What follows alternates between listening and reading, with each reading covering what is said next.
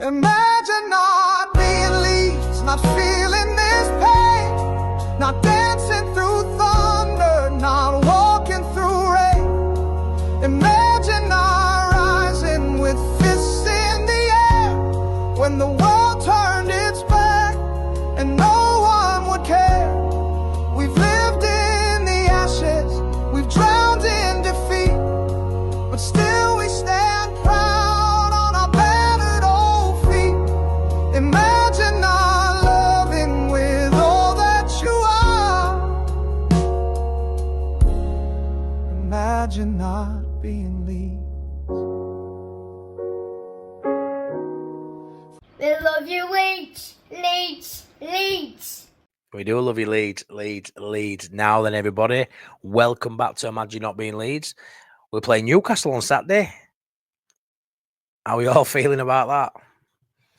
We'll get into it. A little bit of a opposition preview too. I'll give you my thoughts. But I have a good friend of mine. His son plays football with my son. So his dad, Dave, really good footballer himself. Don't mind me saying that. And he's a Newcastle fan, lives in Leeds, supported Newcastle all his life. Don't know why, I haven't asked him that. But yeah, he's a top guy, goes to all games as well. So rather than venturing out into the YouTube scene and getting the YouTuber or, you know, a content creator in the Newcastle sort of space to do a video, I asked Dave if he fancied giving me his thoughts on the game and, you know, let me know a bit more about Newcastle. So he actually agreed. So I've asked him a few questions and here's what Dave had to say. So I've just been asked to do a little preview ahead of the Leeds-Newcastle game on Saturday. Following on from Monday night, I was at the game against Liverpool. Really gutted about the result. Really proud of the performance, though. The players were brilliant. Wasn't really expecting that performance, I don't think, just with all the issues that we've had pre-season. Was really good, though. Really good atmosphere. Just a shame, you know, losing in the dying seconds. Really gutting after so much effort put in, but it's obviously had an impact in terms of how we're going to approach the game on Saturday. So just looking at a few points. First of all, there's been a lot of noise around the exact situation at Newcastle. How has this affected the start of the season? Massively. It's been difficult. We've not won a game in pre-season. All the noise has been around Isak.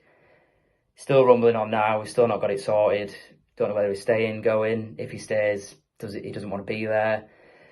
It's made it difficult for the rest of the players, I think, but the fact that Eddie Howe's got a tune out of them in the first couple of games, we played really well against Villa, could have won the game, and then an outstanding performance against Liverpool and should have come away with a point really after, you know, going down to 10 men and just really battling to get a result. So it has affected us, but the response has been brilliant from the team, and Eddie Howe, the brilliant manager that he is getting the best out of the players that are there and that want to play for the club. So yeah, but obviously it's impacting us up front because we've not got a striker, and you can just see that we've not got that cutting edge in the final third. So on to the next point. So how good is your current squad going into the final days of the window? Are you severely lacking, or is it just one or two needed? Squad's good. I think we've actually made some good signings in the last few weeks. We've obviously got two steady keepers now. Malik Chow, a centre-half, looks like he'll be a good player. Ramsey is technically very good, lots of pace. I really like that signing. And obviously Elanga, bags of pace, and he's started pretty well in terms of settling in on that right-hand side. So I think it's just a striker situation. I think we do need one or two. We need two. We need two strikers. We need to replace Wilson, and then obviously it looks like we need to replace Isak. So we've obviously been looking at Wissa and Strand Larsen.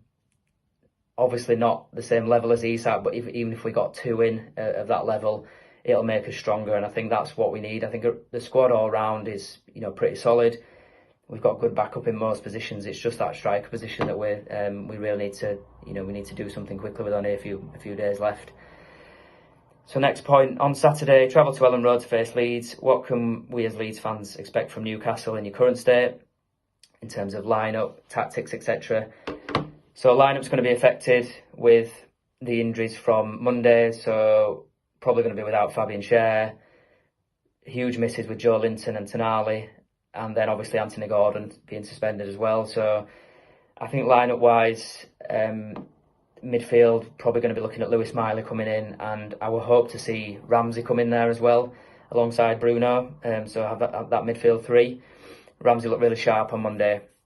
He's obviously got pace, technical ability, so I think that'll be a good addition. And with Miley in there, Miley's a good player, really good on the ball, but he's not Tonali and Joe Linton, so we are weaker in that midfield.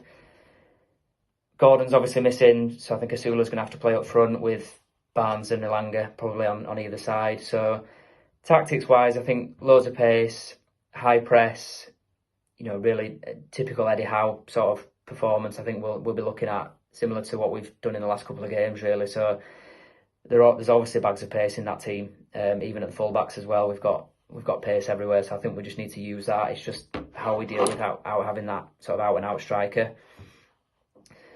So on to the next point. What do you make of Leeds right now? Who do you fear, if anyone, from the side? And do you think Leeds can stay up?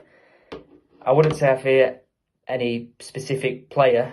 I think it's the occasion that you fear. So going to Elland Road, obviously we're struggling with injuries, suspension, not having a striker.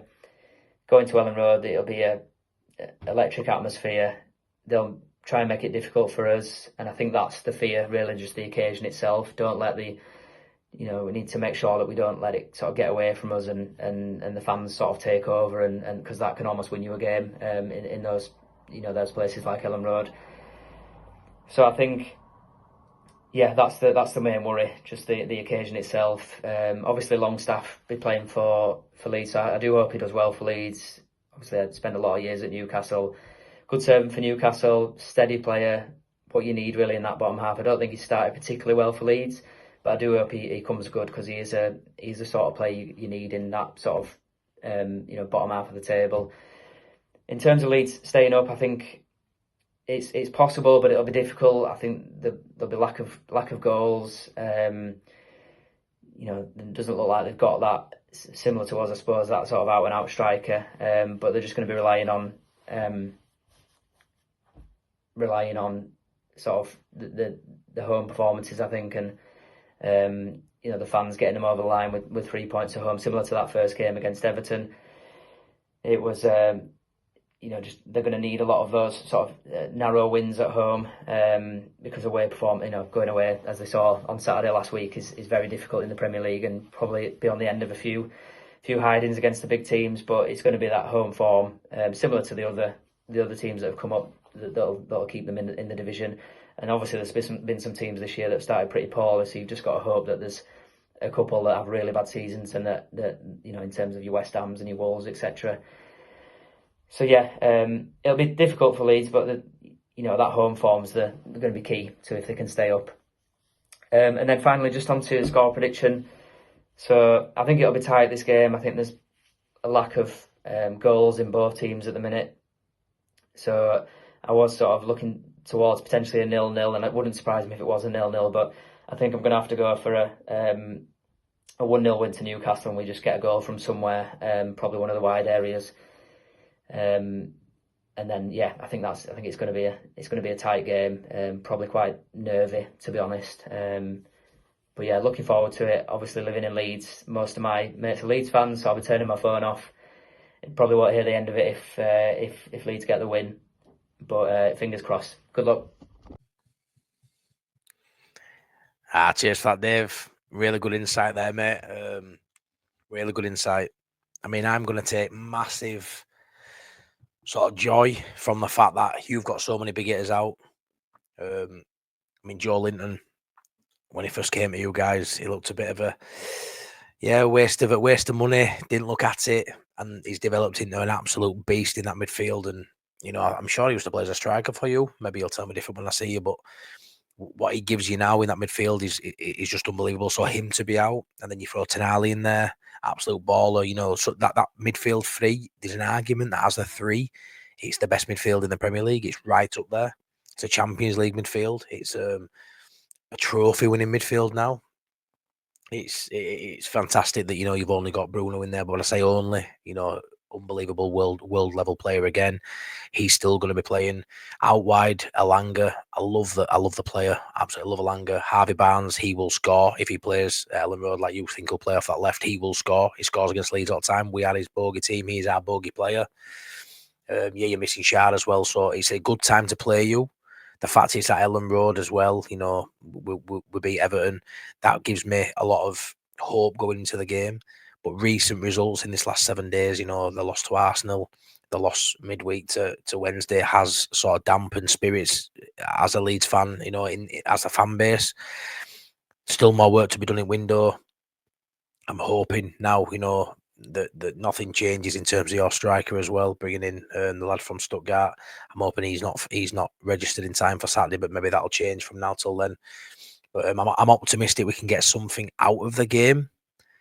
But again, it's going to be very difficult because even with the players out, you're still at a level where the players coming in, a lot of them are still, you know, better than Leeds United players. You know, you've got Miley coming in, who's a great player. You've got, you know, Ramsey. He'll start. I would imagine in midfield, like you say, outstanding player. You know, Newcastle have built a squad now, so they can still challenge. They played against, you know, Liverpool with 10 men, like you said, Dave there as well, and didn't look out of place. He thought we're the better team, with the most aggressive team, and really unlucky not to win that. So I'm nervous about the game. I think where we are right now, like I say, as a fan base, it's a bit of a shitty week as a fan, really, as a Leeds fan.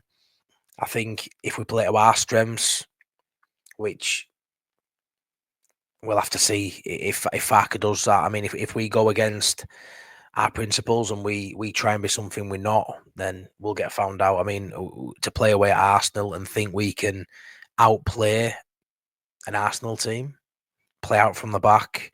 I mean, for me, now looking at the personnel we've got, I aren't too sure, you know, our midfield is at it with the likes of Tanaka and Ampadu out. Gruev, I'm not sure is it at the minute. Do we bypass that midfield? Do we go a bit long, a bit more direct? You know, do we get DCL playing or maybe Metchin and get people running off them? Do we revert back to a 4-2-3-1? But then maybe have to have an Aronson in 10, which doesn't sit right with me either. I think in this game we need to be a bit more direct. I would like to see Pirro come out. I think the fact he played 90 minutes midweek against Wednesday would probably say that's probably going to happen.